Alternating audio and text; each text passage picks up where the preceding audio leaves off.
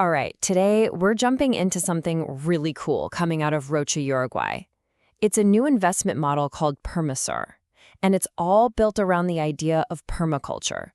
Designing systems that work with nature to be totally self-sufficient and regenerative. So the big question here is, how in the world are they taking that philosophy and turning it into a way to fund a whole ecosystem of sustainable projects? Let's find out. So let's kick things off with a question that I'm guessing you've probably wondered about yourself. We see all these amazing, innovative ideas for sustainable projects pop up all the time, right? But why do so many of them just fail to get the funding they need? The issue isn't usually the idea itself. It's something much simpler. It's about just getting noticed in the first place. I mean, try to put yourself in an investor's shoes for a second. You've got this one single project. And yeah, it might be brilliant, but it just feels like this tiny little boat lost in a massive ocean. It seems too niche, maybe too isolated. And let's be honest, probably way too risky. It's that classic problem, right? You're so focused on the one tree, you completely miss the forest. And this is the core insight that Permasur is built on. They had this realization. What if you stop pitching individual projects and instead you bundle them all together? You create one single, really powerful story. And when you do that, the combined vision becomes, and I love this quote, more inspiring than the sum of its projects. Suddenly, it's not about those separate little trees anymore. It's about the entire forest. So really, it comes down to two different ways of doing things. You've got the old way, the standard approach, where every project is on its own island, just fighting to stay afloat. But then you have the Permasur model. They take a portfolio approach, building a whole network of projects.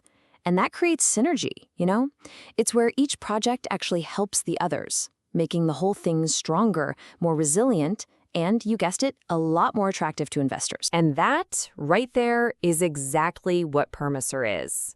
It's not just one project. It's a carefully curated portfolio. Think of it like a fund of interconnected businesses in Uruguay.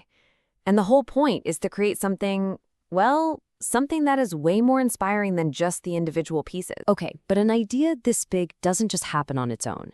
It needs an engine to really make it go. And for Permasur, that engine is a special organization called Permasur Cooperación. Yep, Permasur Corporation is that engine. You can think of it as the strategic umbrella, the catalyst that sparks everything into action. It's the organization that connects all the different projects, manages the whole portfolio, and really, it's the central hub that makes sure everything is working together in harmony. So, what does this engine actually do? Well, its job is absolutely crucial. It handles the big picture strategy for the portfolio, making sure all the pieces fit together just right. It's also the storyteller, crafting the narrative that brings in investors.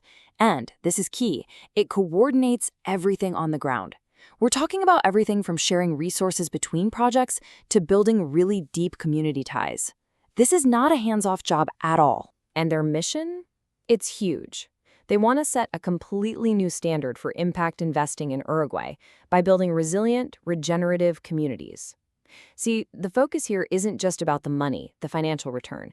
It's about generating real-deal ecological and social value. It's about building ecosystems that don't just get by, but actually thrive. So, we've got the engine. Now let's talk about the fuel that makes it run. The Permasur portfolio is built on 4 really distinct, but also deeply interconnected pillars of investment. Okay, so the portfolio is really cleverly balanced across these 4 areas. You've got technology and startups, real estate, infrastructure, and construction, and they're all weighted pretty evenly. Now, this isn't just random. That balance is the secret sauce. It's key to how they create that synergy we were talking about, with each pillar playing a very specific and very important role. So pillar number 1, technology and startups. This is the innovation driver of the whole thing. It's all about focusing on these scalable biotech solutions. We're talking about the high-growth companies, the ones that could totally shake up old industries or even create brand new markets. Next up, pillar number 2 is real estate.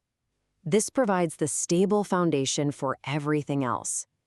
By developing sustainable housing and tourism projects, Permasur is able to tap into Uruguay's really stable property market. And that creates a reliable, steady source of long-term value. It's the anchor. Now this next one, the third pillar, infrastructure, this is the connective tissue. It's what holds the entire system together. It's really a three-part strategy. So first, they're implementing permaculture and regenerative farming practices across the land. Second, they're boosting the local economy by introducing a regional currency. And third, they're actively bringing in skilled workers to support all the other projects.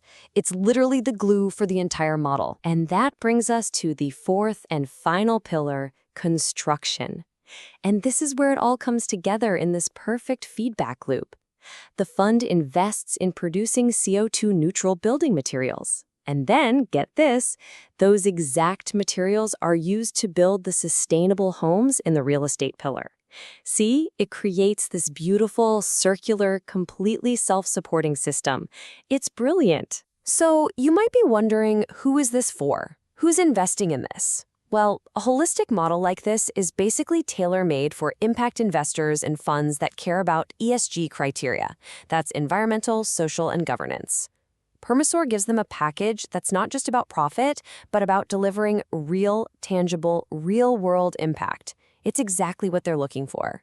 But look, a model like this isn't just about a clever investment strategy. To really make it work, you have to get everyone on the same page.